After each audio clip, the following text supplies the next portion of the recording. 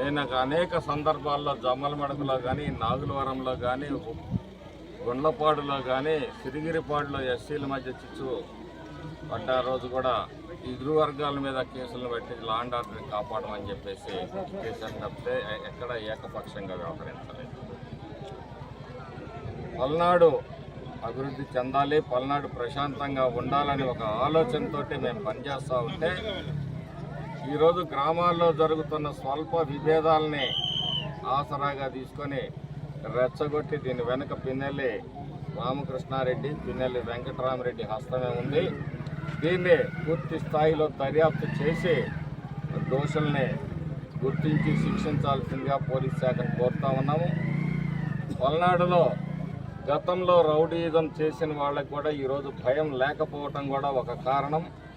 ఈరోజు జరిగిన ఇన్సిడెంట్లను మాత్రమే పోలీస్ శాఖ పరిగణలోకి తీసుకోవటం కాదు, గతంలో జరిగిన ఇన్సిడెంట్లను కూడా, గతంలో ఎవరైతే ఇక్కడ రౌడీయిజాన్ని విద్వేషాలని రెచ్చగొట్టి చేశారో వాళ్ళ మీద కూడా కఠినంగా మరి వ్యవహరించాల్సిన అవసరం ఉంది.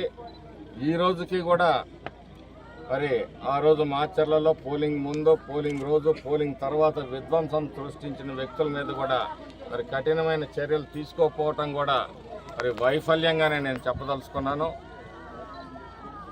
వైసీపీ నాయకులకి నేను ఒకటే హెచ్చరిస్తున్నాను, మీరేదో ఇలాంటి కార్యక్రమాలు చేస్తారని నేను గ్రామాల్లో పార్టీ కార్యకర్తల్ని పిలిచి కూడా మందలిస్తూ ఉన్నాను. మీరు రెచ్చగొట్టి ఇటువంటి కార్యక్రమాలు చేస్తే మీకు 7.0 మీ జగన్ రెడ్డి చూపించే 2.0 కాదు, మీకు 7.0 7 ఊసలు లెక్క పెట్టుకునే రోజులు కూడా మీకు దగ్గరలోకి వస్తాయని చెప్పి సందర్భంగా చెప్తా ఉన్నాను. పల్నాడు ప్రశాంతంగా ఉంది. ఈరోజు ప్రశాంతంగా ఉన్న పల్నాడులో చిన్న చిన్న సంఘటనలను కూడా రెచ్చగొట్టి, ఆ రోజు పశువేమల్లో ఒక కుటుంబం మధ్య హత్యలు జరిగితే మేము ఎక్కడా కానీ మొదట దాడి జరిగింది కానీ రెండవ దాడి జరిగింది అనే విషయంలో హాస్పిటల్లో పరామర్శించాను తప్పితే నువ్వు వెళ్ళి అక్కడ శవరాజకీయాలు చేసే ప్రయత్నం చేశావు పిన్నెల్లి రామకృష్ణారెడ్డి. ఈరోజు దీని వెనక ఎవరున్నారు ఏంటనేది ఖచ్చితంగా తేలుస్తాము. తేల్చి మీ అందరినీ కూడా 7 ఊసలు లెక్క పెట్టే పరిస్థితులు తీసుకొని వస్తామని చెప్పేసి ఈ సందర్భంగా చెప్తా ఉన్నాను. ఈరోజు మాచర్ల నియోజకవర్గం అన్ని గ్రామాల్లో కూడా ప్రశాంతంగా ఎవరి పనులు వాళ్ళు చేసుకుంటా ఉన్నారు. గ్రామాల్లో చిన్న చిన్న సంఘటనలు వచ్చినప్పుడు వాటిని ఆసరాగా తీసుకొని మరి రెచ్చగొట్టే ప్రయత్నాలు చేస్తున్నారని నేను గతంలో కూడా చాలా ప్రెస్ మీట్లో కూడా చెప్పడం జరిగింది. దానికి మరి పరాకాష్టే ఈరోజు గుండ్లపాడులో జరిగిన జవిశెట్టి వెంకటేశ్వర్లు, కోటేశ్వరరావు హత్య. ఆ వ్యక్తులు తెలుగుదేశంలో ఉండి తెలుగుదేశం వ్యతిరేక కార్యక్రమాలకు పాల్పడుతున్నారని చెప్పేసి నేను దూరంగా పెట్టడం జరిగింది. ఈ ఎస్టీ బీసీల గొడవ ఏదైతే జరిగిందో ఆ రోజు నేను తీవ్రంగా హెచ్చరించడం జరిగింది.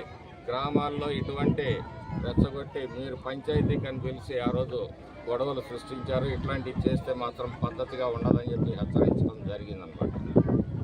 గత కొంతకాలంగా ఇతని ప్రవర్తనని నేను బేరీజు వేసుకుంటూనే నేను హెచ్చరించడం జరిగింది.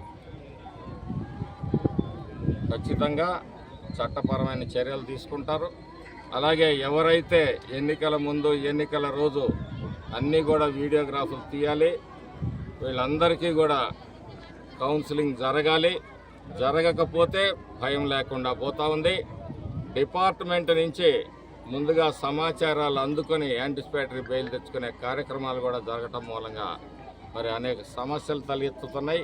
ఇక్కడ మెన్ లేదు, పోలీస్ మెన్ లేదు, వెహికల్స్ లేవు, ఇక్కడ ఉన్న వాళ్ళని మార్చే పరిస్థితి లేదు కానిస్టేబుల్ అని. ఇవన్నీ కూడా డిపార్ట్మెంట్ ఎస్ఐలు, సిఐలు మొత్తుకుంటున్నారు. మేము ఏదన్నా చేద్దామంటే వెంటనే ఇన్ఫర్మేషన్ వెళ్ళిపోతున్నాయి. ఇక్కడ ఉన్న పూర్తిగా పోలీస్ యాక్షన్ కూడా ప్రక్షాళన చేయాల్సిన అవసరం ఉందని చెప్పి ఈ సందర్భంగా తెలియజేస్తాను. ఒకటే హెచ్చరిస్తున్నాను, మీరేదో ఇలాంటి కార్యక్రమాలు చేస్తారనే నేను గ్రామాల్లో పార్టీ కార్యకర్తల్ని పిలిచి కూడా మందలిస్తా ఉన్నాను. మీరు రెచ్చగొట్టి ఇటువంటి కార్యక్రమాలు చేస్తే మీకు 7.0 మీ జగన్ రెడ్డి చూపించే 2.0 కాదు, మీకు 7.0 7 ఊసలు లెక్క పెట్టుకునే రోజులు కూడా మీకు దగ్గరలోకి వస్తాయని చెప్పి సందర్భంగా చెప్తా ఉన్నాను. పల్నాడు ప్రశాంతంగా ఉంది. ఈరోజు ప్రశాంతంగా ఉన్న పల్నాడులో చిన్న చిన్న సంఘటనలు కూడా రెచ్చగొట్టి ఆ రోజు పశువేమల్లో ఒక కుటుంబం మధ్య హత్యలు జరిగితే మేము ఎక్కడా గానీ మొదటి దాడి జరిగింది కానీ రెండవ దాడి జరిగింది అనే విషయంలో హాస్పిటల్లో పరామర్శించాను తప్పితే నువ్వెళ్లి అక్కడ శవరాజకీయాలు చేసే ప్రయత్నం చేశావు పిన్నెల రామకృష్ణారెడ్డి. ఈరోజు దీని వెనక ఎవరున్నారు ఏంటనేది ఖచ్చితంగా తేలుస్తాము. తేల్చి మీ అందరినీ కూడా 7 ఊసలు లెక్కబెట్టే పరిస్థితులు తీసుకొని వస్తామని చెప్పేసి ఈ సందర్భంగా చెప్తా ఉన్నాను.